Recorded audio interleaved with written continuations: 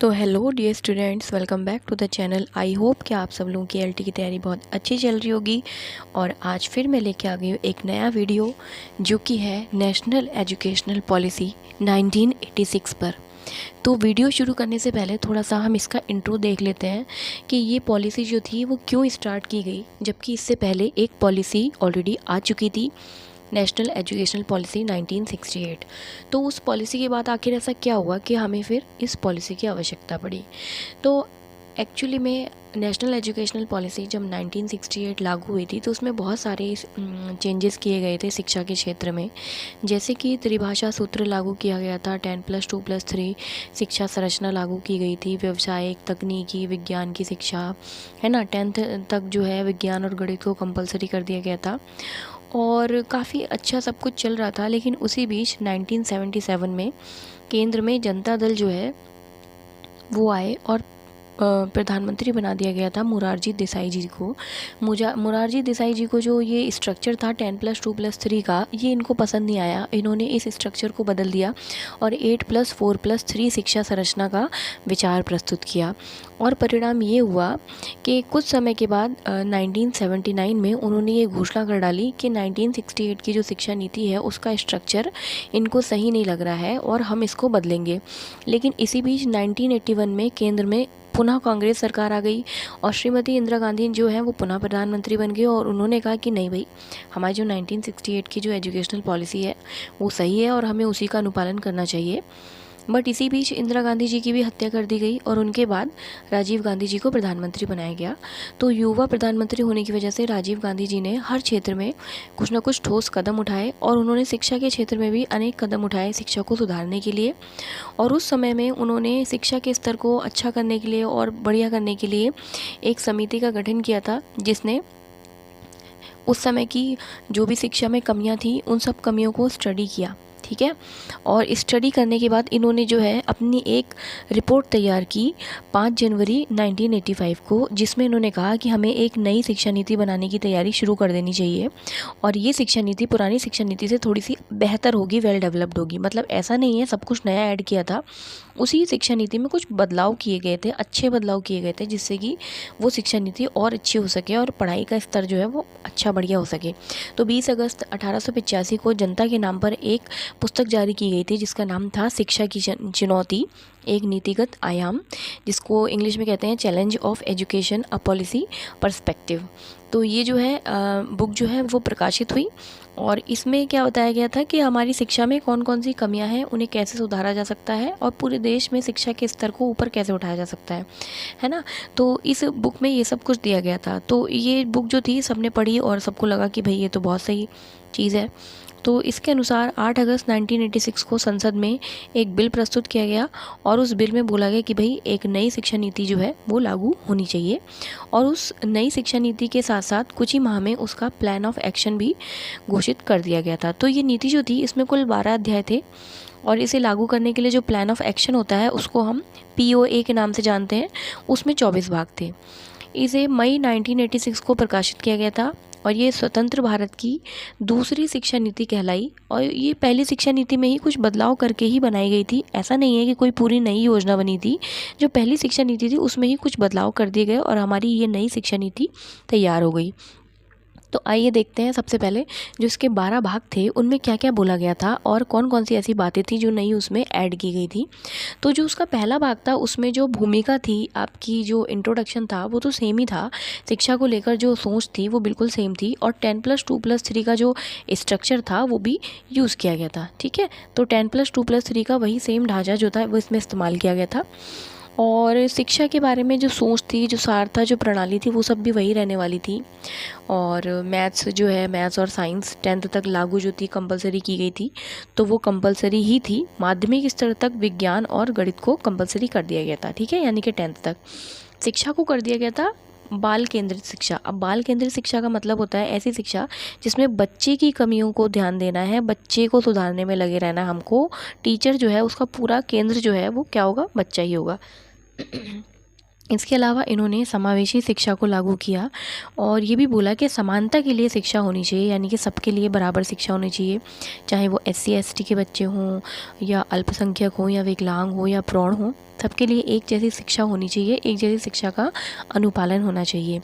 इसके अलावा इन्होंने ऑपरेशन ब्लैक बोर्ड जो था उसको भी सपोर्ट किया कि भाई हाँ, एक हर स्कूल में 3 कक्षाओं का एक रूम होना चाहिए और उसमें 3 टीचर्स होने चाहिए, है ना, बेंच वगैरह फर्नीचर वगैरह अच्छा होना चाहिए, ब्लैक बोर्ड बढ़िया होना चाहिए। तो उस चीज़ को इन्होंने भी सपोर्ट किया। इन्होंने बोला कि जो +2 लेवल होता है ना, यानी कि 12th लेवल, +2 लेवल में व्यावसायिक शिक्षा भी होनी चाहिए और 90% बच्चों को प्राथमिक शिक्षा दी जानी चाहिए और माध्यमिक शिक्षा का क्षेत्र 9 से 10 तक माना है इन्होंने, और उच्च माध्यमिक शिक्षा इन्होंने माना है आपका 11th और 12th को। ठीक है, इन्होंने women education, adult education, SC ST OBC education पर विशेष बल दिया अपनी इस एजुकेशनल पॉलिसी में। ठीक है, इन्होंने 1 अप्रैल 2002 को ये भी पूछा जा सकता है कि भाई सर्व शिक्षा अभियान कब लागू किया गया था, तो 1 अप्रैल 2002 को। इन्होंने 1 अप्रैल 2002 को सर्व शिक्षा अभियान को ऑपरेशन ब्लैक बोर्ड से जोड़ा था। इन्होंने जवाहर नवोदय विद्यालय जो कि 6 से 12 के लिए खोले गए थे, इसमें भी शिक्षा की गति के निर्धारण के लिए बहुत सारे बदलाव किए और उसकी व्यवस्था को और बेहतर बनाया पहले से। और 75% उसमें ग्रामीण बालक रहते थे और 25% शहरी, लेकिन वो मेधावी बालकों के लिए था। बाकी इसमें एक एंट्रेंस टेस्ट कराया जाता है जवाहर नवोदय विद्यालय में एडमिशन लेने के लिए। वो एंट्रेंस टेस्ट के लिए NCERT को पूरा दारोमदार संभालने के लिए दे दिया गया था कि भाई आप ही एंट्रेंस टेस्ट कराओगे। और उस समय में एक नेशनल टैलेंट सर्च एग्ज़ाम भी NCERT ही कराती थी। सबसे इम्पॉर्टेंट चीज़ कि इस नीति में त्रिभाषा शिक्षा सूत्र का पालन किया गया, जो कि पहली नीति में भी किया गया था, और 10th क्लास तक मैथ और साइंस को कंपलसरी कर दिया गया था। इस नीति में ये भी बोला गया था कि ओपन यूनिवर्सिटी की स्थापना की जाएगी, जो कि पिछली नीति में नहीं थी।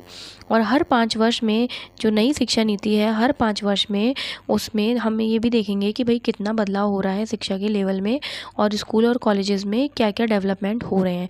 और अगर वहाँ पे हमारे संतुष्टिजनक परिणाम नहीं मिले तो हम उस स्कूल या कॉलेज की मान्यता भी रद्द कर देंगे। बाकी इन्होंने एक बड़ी इंपॉर्टेंट चीज़ बताई, कंप्यूटर की शिक्षा कंपलसरी बताई। कंप्यूटर के फील्ड में एक बहुत बड़ी क्रांति आई थी इस टाइम पर कि भाई कंप्यूटर सबको आना चाहिए, बहुत ज़रूरी है, कंपलसरी कर दिया उन्होंने हर स्कूल में कंप्यूटर्स को। और कंप्यूटर्स के अलग से क्लासरूम भी बनाने के लिए बोला गया था कि भाई इनके अलग से स्पेशल क्लासरूम होंगे। 6 से 14 साल के बच्चों के लिए वही निःशुल्क शिक्षा, अनिवार्य शिक्षा का प्रोग्राम लागू किया। तो ये तो थे 12 इनके जो अध्याय थे, जो कि ये बताते हैं कि भाई शिक्षा योजना जो है वो कैसी है। अब इसके अलावा इसका प्लान ऑफ एक्शन जो था उसमें 24 पार्ट थे, 24 भाग थे। तो उसमें क्या क्या बोला गया था एक बार वो भी देख लेते हैं। तो इसके प्लान ऑफ एक्शन में बोला गया था कि भाई ऑपरेशन ब्लैक बोर्ड जो था उसको अच्छे से इन्होंने डेवलप कराने के लिए बोला, यानी कि प्राइमरी स्कूल में 2 कमरे, 2 शिक्षक, फर्नीचर, शिक्षक सामग्री, पुस्तकालय वगैरह सब होने चाहिए, खेल सामग्री होनी चाहिए, लाइब्रेरी होनी चाहिए, है ना। और इन्होंने ना ओपन, ये स्कूल जो होते हैं ना, ओपन कॉलेजेस, ओपन एजुकेशन के लिए, डिस्टेंस एजुकेशन के लिए कॉलेजेस और यूनिवर्सिटी खुलवाने का सुझाव दिया था। इसी के परिणाम स्वरूप इंदिरा गांधी ओपन यूनिवर्सिटी खोली भी गई थी। ठीक है, इसके अलावा central council of rural institute ये भी खोले गए थे, रूरल एरियाज़ में खोले गए थे। और ग्रामीण एरियाज़ में, ये रूरल एरिया मतलब ग्रामीण एरियाज़ में खोले गए थे।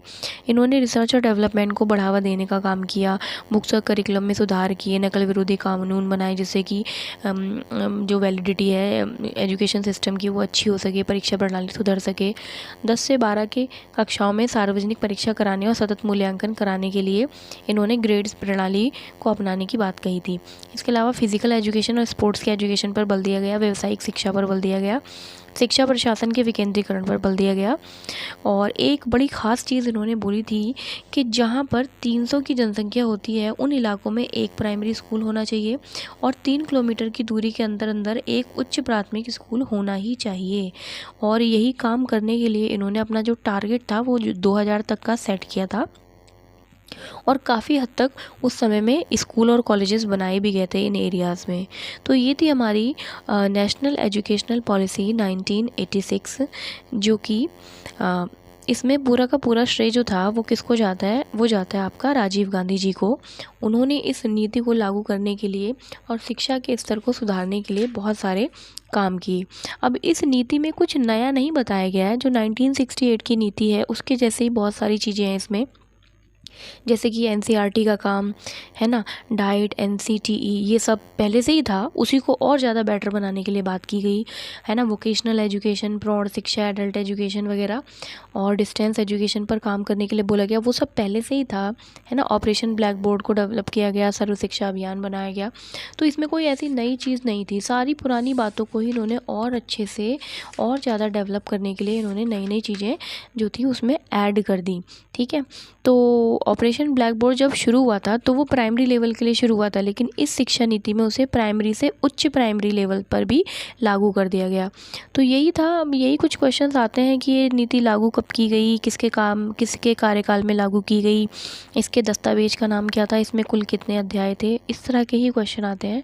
तो आप ये नोट्स बना लीजिए इसके और अच्छे से इसको पढ़ डालिए। बहुत छोटा सा टॉपिक है, 10-15 मिनट में आपका तैयार हो जाएगा। और अगर आपको मेरा वीडियो पसंद आया तो प्लीज़ मेरे चैनल को लाइक, शेयर, सब्सक्राइब ज़रूर कीजिए। और मेरा वीडियो पूरा देखने के लिए thank you so much. Bye bye.